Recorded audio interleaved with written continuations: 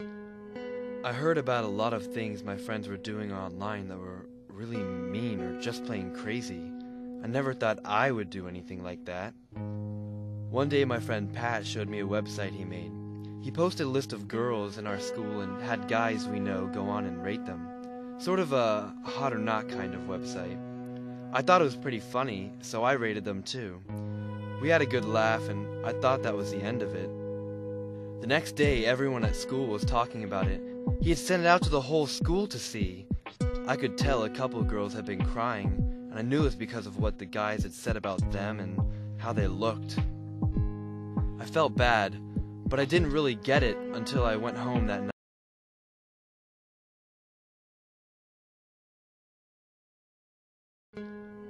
I heard about a lot of things my friends were doing online that were really mean or just plain crazy. I never thought I would do anything like that. One day my friend Pat showed me a website he made. He posted a list of girls in our school and had guys we know go on and rate them. Sort of a hot or not kind of website. I thought it was pretty funny, so I rated them too. We had a good laugh and I thought that was the end of it. The next day everyone at school was talking about it. He had sent it out to the whole school to see. I could tell a couple of girls had been crying, and I knew it was because of what the guys had said about them and how they looked. I felt bad, but I didn't really get it until I went home that night. Turns out, the guys had put my little sister on the site too, but hid it from me because they knew I would get upset. She was crying when I got home and she wouldn't even look at me. I would never have said those things to someone's face. I didn't even mean them. I thought it was just a joke between friends. Now Pat's suspended from school, and they might kick me out too. Once you put something online, you lose control of it. You can never get it back, and people can use it in ways you never even meant. I learned that the hard way. I wish I never saw that stupid site.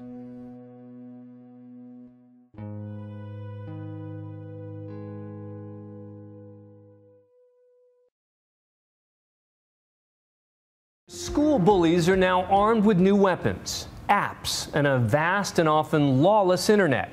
These cyber bullies can inflict enormous emotional pain and ruin reputations, anonymously. Tonight we look at the new technology that can give those bullies an edge and what can and can't be done to fight them. Here's ABC's Mara Schiavocampo. You are gross, like you. You are so pathetic, it's so funny. And I was like, what did I even do? And they're like, ha ha ha, you saw it, bitch. Vicious, cruel, and sometimes violent postings. That's what 15-year-old Jamie Bushy was forced to read about herself while at school. I'ma throw a rock at your head when you're cheerleading. You suck at it anyways, you troll. But Jamie doesn't know how to defend herself because she has no idea who the insults are coming from. They've been posted anonymously on the site Ask FM. They would tell me to kill myself and cut myself and all that kind of stuff. Jamie says because of the abuse, her grades plummeted, mostly because she couldn't focus in school, fearing that any of her classmates might be one of her online tormentors. Anonymous kind of does make it worse because then I could be walking right next to them. It could have been my best friend and I had no idea. And she could have been planning to do it the next night and I would just have no clue. Petty high school gossip is nothing new, famously featured in shows like Gossip Girl. Tell her she's pretty. She's never heard those words strung together before. Here, check it out, Katie.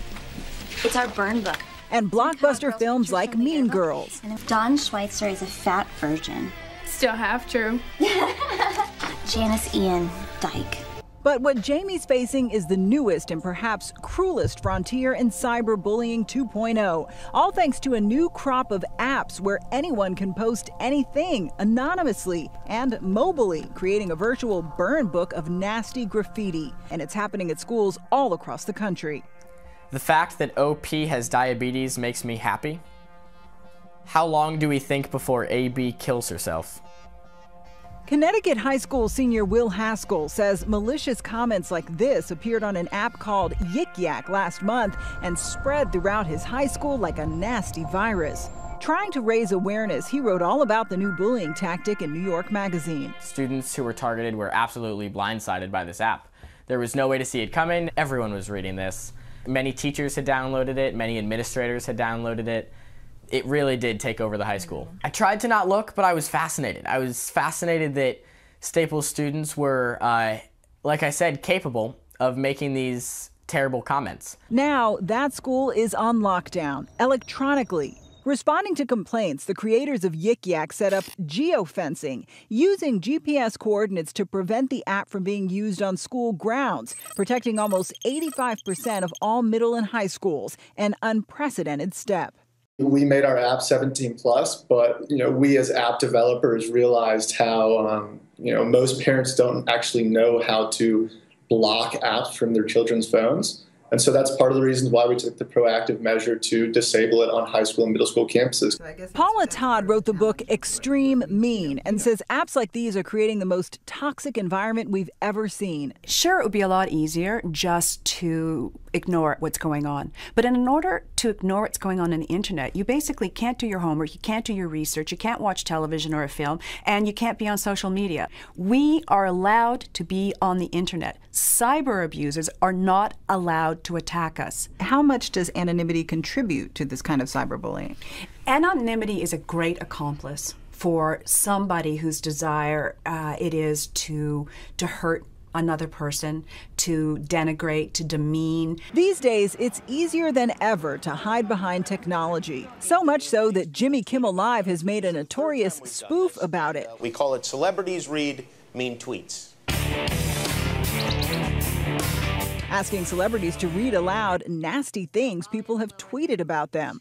Christina Applegate, you were better when you wore spandex instead of Spanx, you old slut. But Todd says the virtual disconnect creates a very dangerous situation for impressionable teens. The world the internet creates is alarmingly like what the brain of a psychopath looks like. So you're saying the internet is making people behave like psychopaths? We could be living in the mindset of a psychopath. And that means not caring about each other, not seeing each other, getting your laughs at the expense of somebody else, or really, really hurting somebody. That's how a psychopath feels. As for Jamie, her mom went to police, but there was nothing they could do because Ask FM is based in Latvia. In an email, Ask FM told us users can, quote, report offensive content and also block offensive users from sending questions. They also said they, quote, proactively scan posts and take down offensive content. Back at Staples High School in Connecticut, Will Haskell says after Yik Yak access was cut off, another anonymous app immediately popped up in its place. These anonymous authors never have to see the harm that they're causing. They never have to look into the eyes of the person they're writing about. They never have to realize that that person that they targeted didn't come to school the next day. The anonymity creates a distance between the target and the victim. I'm Mara Schiavocampo for Nightline in Connecticut.